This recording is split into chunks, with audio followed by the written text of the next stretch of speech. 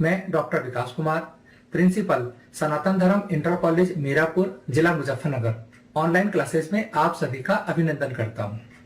मैं आज कक्षा 10 के छात्र छात्राओं के लिए भौतिक विज्ञान विषय प्रथम अध्याय प्रकाश का परावर्तन तथा अपवर्तन के अंतर्गत गोलीय अवतल दर्पण द्वारा प्रतिबिंब का बनना विषय पर आपसे चर्चा करूंगा। चर्चा आरंभ करने से पूर्व मैं अपने लास्ट टॉपिक को डिस्कस आपसे करना चाहता हूं, जिसमें मैंने प्रकाश का परावर्तन विषय पर आपसे चर्चा की थी। प्रकाश का परावर्तन, जब कोई प्रकाश किरण किसी चमकदार पृष्ठ पर आपतित होती है, किसी चमकदार पृष्ठ पर गिरती है, तब वह प्रकाश किरण उस पृष्ठ से टकराकर वापस अपने पहले माध्यम में ही लौट आती है। इस घटना को प्रकाश का परावर्तन कहा जाता है। जैसे यह एक पृष्ठ है, चमकदार पृष्ठ, इस पर कोई प्रकाश किरण AO आपतित होती है। यह प्रकाश किरण बिंदु O पर आपतित होती है और इस पृष्ठ से परावर्तित होकर उसी माध्यम में लौट आती है। इस घटना को प्रकाश का परावर्तन कहा जाता है। आज हम अवतल दर्पण के द्वारा प्रतिबिंब का बनना देखेंगे। अवतल दर्पण का कार्य क्या होता है?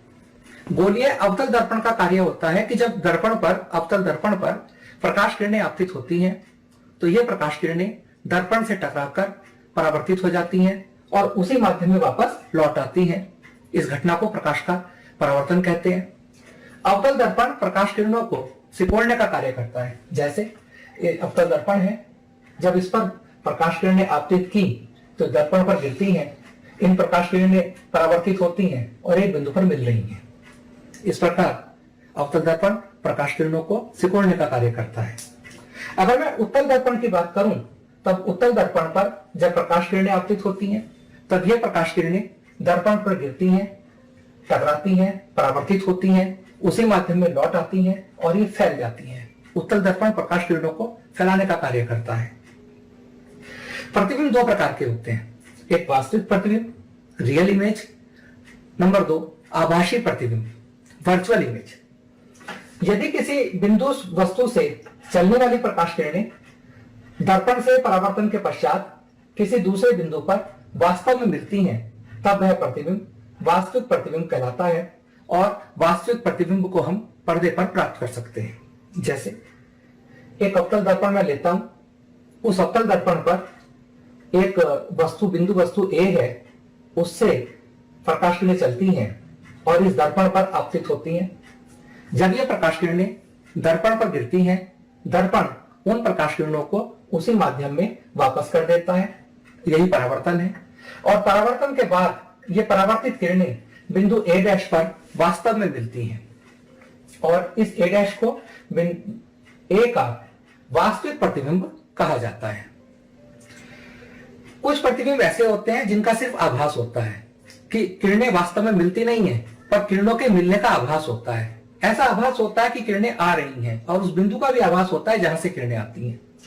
यदि किसी बिंदु वस्तु से चलने वाली प्रकाश किरणें दर्पण से परावर्तन के पश्चात किसी दूसरे बिंदुओं पर वास्तव में नहीं मिलती हैं, बल्कि दूसरे बिंदु से आती हुई प्रतीत होती हैं, तब उस बिंदु पर बने प्रतिबिंब को बिंदु वस्तु का आभासी प्रतिबिंब कहा जाता है। आभासी प्रतिबिंब को पर्दे पर प्राप्त नहीं किया जा सकता, इसका केवल फोटो लिया जा सकता है। जैसे मैंने पहले भी समतल दर्पण की चर्चा की थी। यह एक समतल दर्पण है, उसके सम्मुख कोई व्यक्ति खड़ा है और वो समतल दर्पण में अपना प्रतिबिंब देखता है। व्यक्ति या वस्तु से चलने वाली प्रकाश किरणें दर्पण पर आपतित होती हैं। दर्पण पर गिरने के बाद वो प्रकाश किरणें उसी माध्यम में वापस लौट आती हैं। इस घटना को हम परावर्तन कहते हैं। किंतु ये परावर्तित किरणें, ऐसा एहसास होता है जैसे ये किरणें दर्पण के पीछे से आ रही हों। आपको याद होगा कि समतल दर्पण में जितनी दूरी पर आगे वस्तु रखी होती है, उतनी ही दूरी पर पीछे प्रतिबिंब बनता है, किंतु यह प्रतिबिंब आभासी होता है, क्योंकि केवल आभास होता है हमारे नेत्र को कि ये किरणें दर्पण के पीछे से कहीं आ रही हैं। इस प्रकार यह प्रतिबिंब आभासी होता है। आभासी प्रतिबिंब का फोटो लिया जा सकता है, किंतु उसको पर्दे पर प्राप्त नहीं किया जा सकता।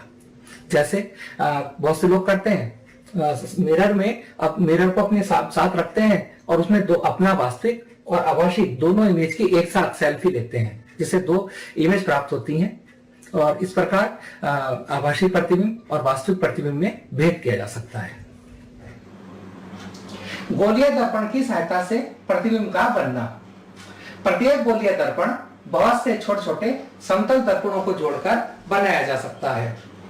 गोलीय दर्पण से प्रतिबिंब बनाने के लिए समतल दर्पण के नियमों का पूर्ण पालन होता है। जो समतल दर्पण के सामान्य नियम थे परावर्तन के, वही गोलीय दर्पण पर हम अप्लाई करेंगे। गोलीय दर्पण द्वारा वस्तु का प्रतिबिंब बनाने के लिए हमें कम से कम 2 प्रकाश किरणों की आवश्यकता होती है।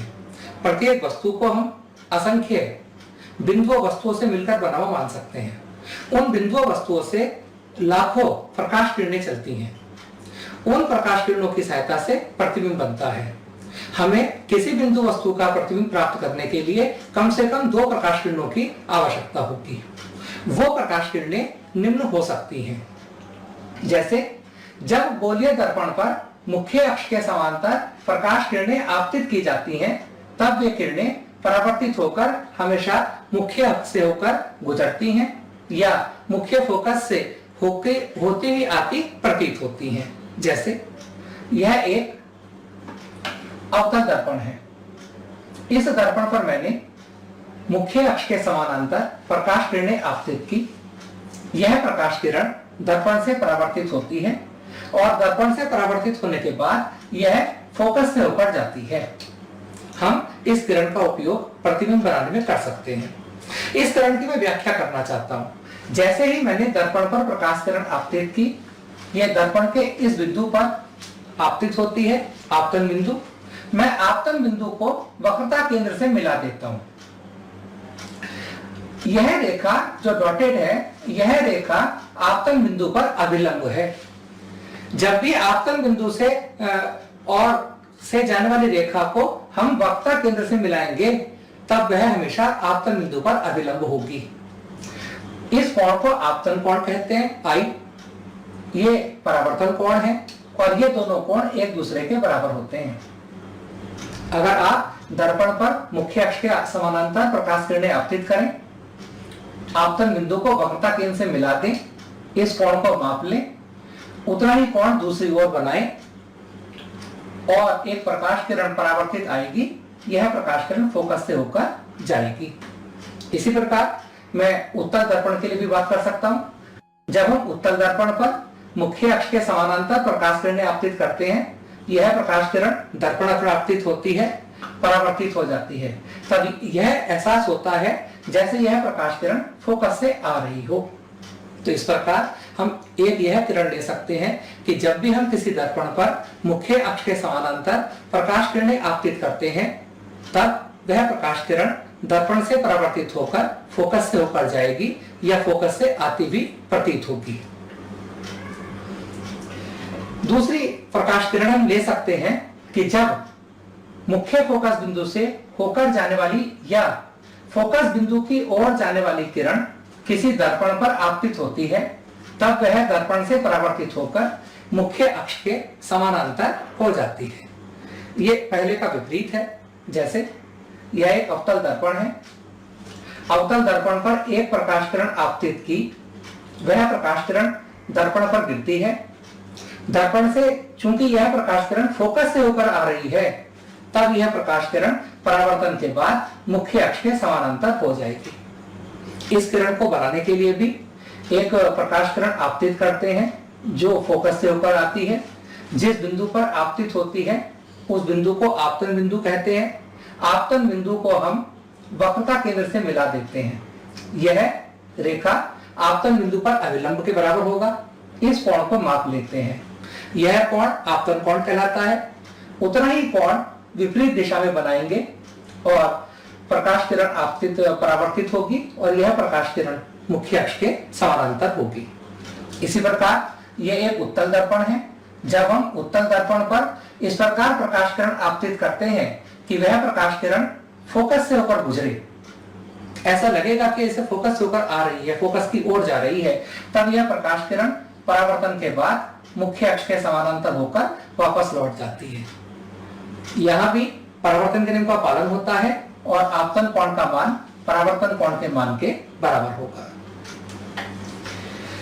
तीसरी किरण हम ले सकते हैं कि जब भी कोई प्रकाश किरण वक्रता केंद्र से होकर जाती है या वक्रता केंद्र की ओर जाने वाली किरण होती है ऐसी, तब वह किरण दर्पण पर आपतित हो, तब वह प्रकाश किरण परावर्तित होकर अपने ही मार्ग से वापस लौट आती है। मैंने आपको बताया जब कोई प्रकाश किरण इस प्रकार आपतित हो कि वह वक्रता केंद्र से होकर जाए या वक्रता केंद्र की ओर जाए, तब वह प्रकाश किरण जिस पथ से जाती है परावर्तित होकर उसी पथ से वापस आ जाती है, क्योंकि वक्रता केंद्र से होकर जाने वाली प्रकाश किरण अविलंबित आपतित होती है और जो प्रकाश किरण अविलंबित आपतित हो उसके लिए आपतन कोण का मान और परावर्तन कोण का मान 0 डिग्री होता है। अगर आप समतल दर्पण को नीचे रख लें फर्श पर और ऊपर से प्रकाश अविलंबित आपतित करें तो जिस रास्ते से प्रकाश जाएगा उसी रास्ते से प्रकाश वापस आ जाएगा। ये देखिए आप, ये एक दर्पण है, दर्पण पर एक प्रकाश किरण आती है, वह प्रकाश किरण वक्रता केंद्र से होकर आ रही है, दर्पण पर गिरती है, परावर्तित होती है और उसी रास्ते से वापस चली जाती है। यह किरण दर्पण पर टच हो रही है यहाँ पर। इसी प्रकार अगर हम एक प्रकाश किरण उत्तल दर्पण पर आपतित करते हैं तो वो प्रकाश किरण गिरती है, वो प्रकाश किरण वक्रता केंद्र की ओर जा रही होती है, किंतु वो प्रकाश किरण दर्पण से टकराकर वापस उसी रास्ते से वापस हो जाती है। एक हम चौथी किरण ले सकते हैं। जब किसी दर्पण पर कोई प्रकाश किरण इस प्रकार आपतित होती है कि वह ठीक दर्पण के ध्रुव पर आपतित हो, तब वह किरण मुख्य अक्ष पर समान कोण बनाते हुए परावर्तन के नियमों का पालन करती है और इस प्रकार परिवर्तित होती है कि परावर्तन कोण का मान हमेशा आपतन कोण के मान के बराबर हो। जैसे यह एक दर्पण है, एक प्रकाश किरण आपतित होती है, ध्रुव पर गिरती है, दर्पण का ध्रुव ही आपतन बिंदु है और वो प्रकाश किरण परावर्तित हो जाती है। इस कंडीशन में जितना ये आपतन कोण होगा ठीक उतना ही परावर्तन कोण होगा, क्योंकि ये अविलंब है। इसी प्रकार दूसरे दर्पण में भी यही कंडीशन होगी। इन 4 किरणों में से हम कोई सी 2 किरण प्रतिबिंब बनाने के लिए ले सकते हैं। एक अवतल दर्पण है, ये मुख्य अक्ष है और हम दर्पण के आगे अनंत पर वस्तु हो सकती है, अनंत और वक्रता केंद्र के बीच कहीं हो सकती है, वक्रता केंद्र पर भी हो सकती है, वक्रता केंद्र और फोकस के बीच भी हो सकती है, वस्तु फोकस पर भी हो सकती है, वस्तु फोकस और ध्रुव के बीच भी कहीं हो सकती है। इन विभिन्न स्थितियों के लिए आज हम चर्चा करेंगे कि प्रतिबिंब किस प्रकार बन सकता है। पहली स्थिति की बात करते हैं कि वस्तु अनंत पर है। यह एक अवतल दर्पण है, मुख्य अक्ष, दर्पण का फोकस बिंदु, यह दर्पण का वक्रता केंद्र और एक वस्तु अनंत पर रखी है। जब अनंत पर रखी वस्तु से प्रकाश किरणें चलती हैं, वो प्रकाश किरणें मुख्य अक्ष के समानांतर दर्पण पर आपतित होती हैं। दर्पण पर आपतित होने के बाद जैसे ही कोई प्रकाश किरण मुख्य अक्ष के समानांतर दर्पण पर आपतित होती है, वह प्रकाश किरण परावर्तन के बाद हमेशा फोकस से होकर जाती है और ये सभी किरणें फोकस से होकर जाएंगे और फोकस पर प्रतिबिंब बन जाएगा। इस प्रकार अनंत पर रखी वस्तु का प्रतिबिंब फोकस पर बनता है। अगर मैं दूसरी कंडीशन की बात करूं, वस्तु को थोड़ा आगे ले आते हैं और वस्तु को हम अनंत और वक्रता केंद्र के बीच कहीं रख देते हैं। ठीक बीच में रख पाना संभव नहीं, कहीं भी हम रख सकते हैं। एक वस्तु हमने ए भी रखी। इस वस्तु का प्रतिबिंब बनाने के लिए मुझे 2 प्रकाश किरणों की आवश्यकता होगी। एक प्रकाश किरण मैंने मुख्य अक्ष के समानांतर दर्पण पर आपतित की, दर्पण पर यह प्रकाश किरण पड़ती है और जैसे ही दर्पण पर मुख्य अक्ष के समानांतर प्रकाश किरणें आपतित होती हैं, वह प्रकाश किरण परावर्तन के बाद फोकस से होकर जाती है। यह पहली किरण आ गई। ये देखिए, यहां से प्रकाश किरण चलती है ए से, दर्पण पर एम पर आपतित होती है और परावर्तित होकर फोकस से होकर गुजरकर बाहर आ जाती है। अब मैं दूसरी प्रकाश किरण की बात करता हूं। वह प्रकाश किरण वक्रता केंद्र से होकर जाती है, दर्पण पर गिरती है, परावर्तित होती है और उसी रास्ते से वापस आ जाती है। उसी रास्ते से वापस इस वजह से आई क्योंकि जब कोई प्रकाश किरण वक्रता केंद्र से होकर जाती है तब वह प्रकाश किरण दर्पण पर अभिलंबत आपतित होती है, और अभिलंबत आपतित होने पर आपतन कोण का मान 0 होता है, परावर्तन कोण का मान 0 होता है, और जिस रास्ते से प्रकाश किरण आती है उसी रास्ते से प्रकाश किरण वापस चली जाती है। और इस प्रकार बिंदु A डैश पर ये दोनों किरणें एक दूसरे से मिलती हैं और मैं A डैश को बिंदु A का वास्तविक प्रतिबिंब कहता हूं। इस A डैश से मुख्य अक्ष पर लंब डालते हैं और एक हमें वस्तु का प्रतिबिंब प्राप्त होता है A डैश B डैश। यह प्रतिबिंब उल्टा है, वस्तु से छोटा है, वास्तविक है और वक्रता केंद्र और फोकस के बीच प्राप्त होता है। वस्तु को थोड़ा और आगे हम लाते हैं और वस्तु को वक्रता केंद्र पर रख देते हैं। यह वस्तु AB है और यह वस्तु AB वक्रता केंद्र पर रखी है। इस वस्तु का प्रतिबिंब प्राप्त करने के लिए मुझे फिर से दो प्रकाश किरणों की आवश्यकता होगी। एक प्रकाश किरण हमेशा की तरह मैं लेता हूं कि बिंदु A से चलती है, मुख्य अक्ष के समानांतर, दर्पण पर आपतित होती है बिंदु D पर और दर्पण से परावर्तित होकर फोकस से होकर वापस आ जाती है।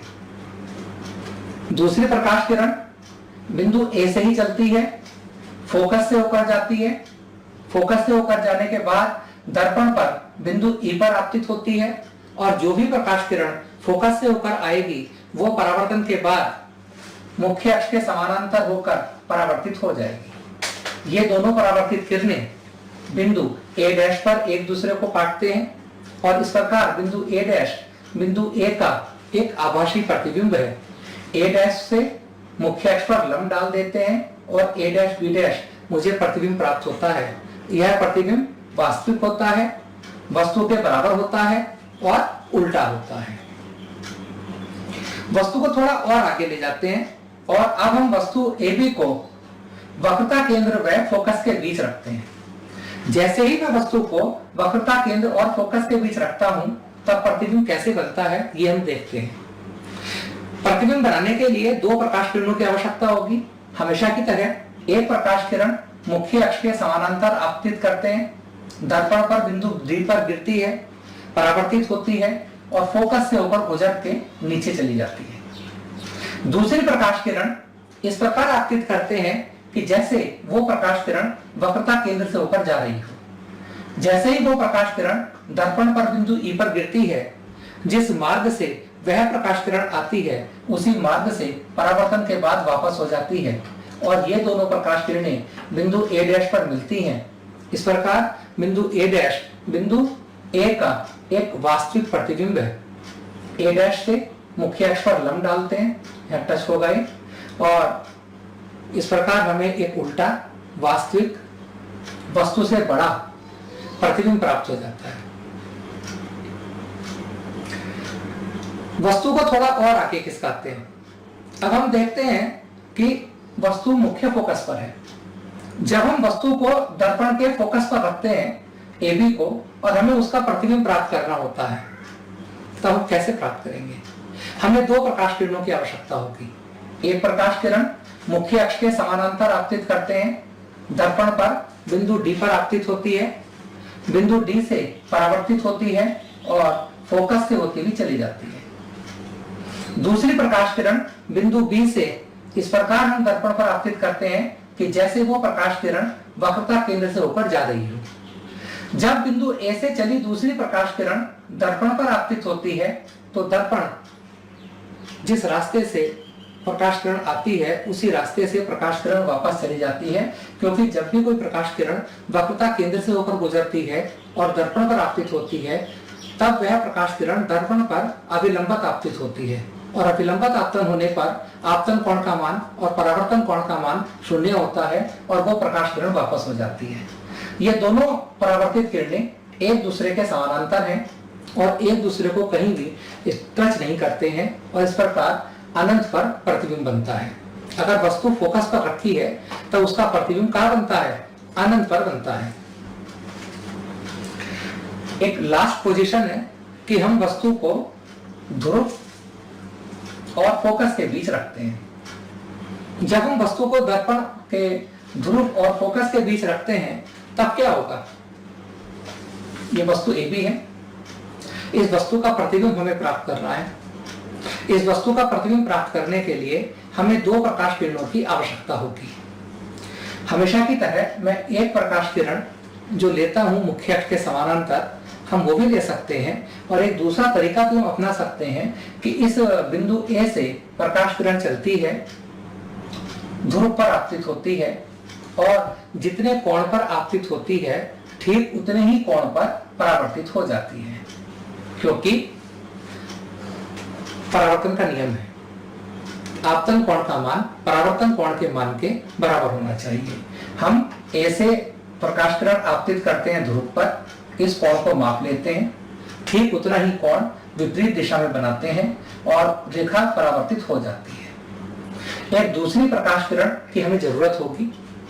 उस दूसरी प्रकाश किरण के लिए हम क्या करेंगे, बिंदु ए से प्रकाश किरण दर्पण पर आपतित होती है।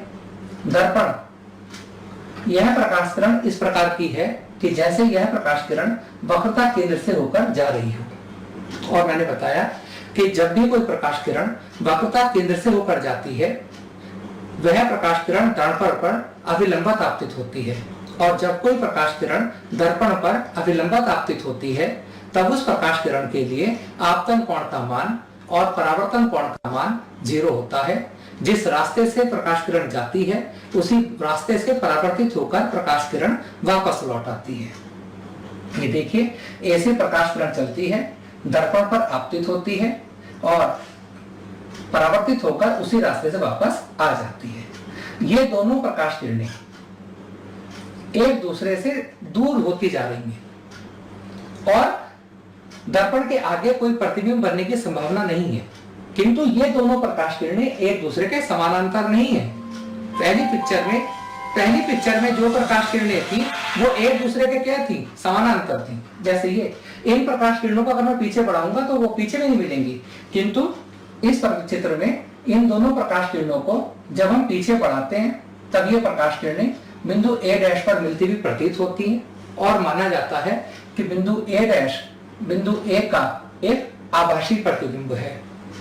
अगर मैं इस बिंदु ए डैश से मुख्य अक्ष पर 1 डाल देता हूं तब यह बी डैश पर मिलता है, और A dash B dash A B का एक आभासी प्रतिबिंब प्राप्त होता है। इस प्रकार अवतल दर्पण के द्वारा सभी स्थितियों में वास्तविक प्रतिबिंब प्राप्त हुए, उल्टे प्रतिबिंब प्राप्त हुए। केवल एक ही स्थिति ऐसी है जब अवतल दर्पण द्वारा आभासी सीधा वस्तु से बड़ा प्रतिबिंब प्राप्त हुआ, और यह स्थिति कब है, जब वस्तु दर्पण के ध्रुव और फोकस के बीच रखी है। अवतल दर्पण के इसी गुण का उपयोग हम करते हैं शेविंग करते समय। जब कोई व्यक्ति शेविंग करता है तब वो अवतल दर्पण का उपयोग करता है, क्योंकि अवतल दर्पण में जब हम अपना चेहरा देखते हैं तब, और अपना चेहरा हम दर्पण के फोकस और ध्रुव के बीच रखते हैं, तब क्या होगा, तब हमारे जो फेस के जो हे बाल हैं उनका सीधा बड़ा आभासी प्रतिबिंब प्राप्त होता है, उसका हर यूज होता है। दर्पण की विभिन्न स्थितियों को हम जानते हैं।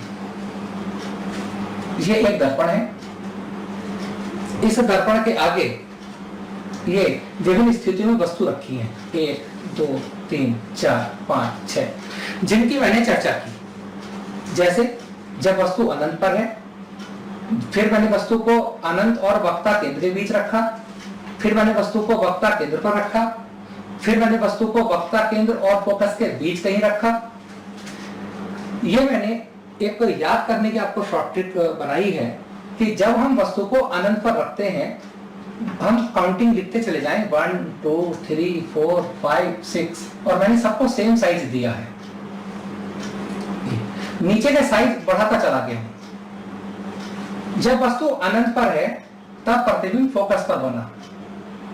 जब वस्तु अनंत और वक्रता केंद्र के बीच है तब प्रतिबिंब वक्रता केंद्र और फोकस के बीच बना और साइज थोड़ा बढ़ गया। जब वस्तु वक्रता केंद्र पर है तब प्रतिबिंब भी वक्रता केंद्र पर बना और सेम साइज का बना। बिल्कुल जितनी बड़ी वस्तु थी उतना ही बड़ा प्रतिबिंब बना। और जब मैंने वस्तु को वक्रता केंद्र और फोकस के बीच रखा तब प्रतिबिंब और थोड़ा पीछे बना, वक्रता केंद्र और अनंत के बीच, आकार और बढ़ गया। और जब मैंने वस्तु को फोकस पर रखा, देखिए आप, तब प्रतिबिंब अनंत पर बना। और जब मैंने वस्तु को फोकस और ध्रुव के बीच रखा, जैसे ही रखता हूं, तब प्रतिबिंब दर्पण के पीछे बनता है, बड़ा बना, सीधा बनता है, उसी साइज में मैंने लिखा है, और आभासी बनता है। इस प्रकार हम अवतल दर्पण के द्वारा विभिन्न स्थितियों में प्रतिबिंब को बनाना सीख सकते हैं। आप अपनी नोटबुक में इस चार्ट को बनाएं।